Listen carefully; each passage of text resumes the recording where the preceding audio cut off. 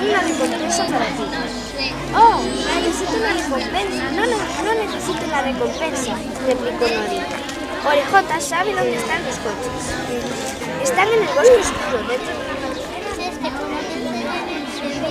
una Los padres y las madres de los pequeños se dijeron, muy enfadados a ver a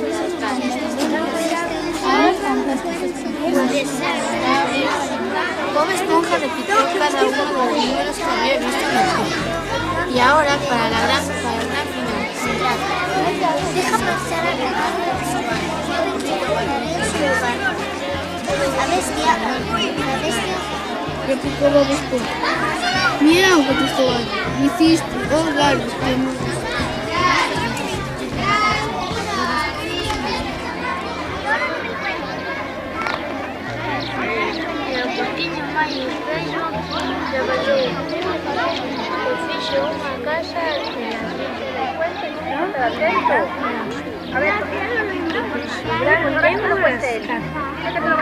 suelen engañarlas y pecarlas.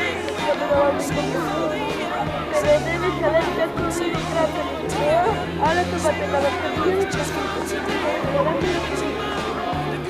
y todos los otros, por favor, tenemos que llamar al médico.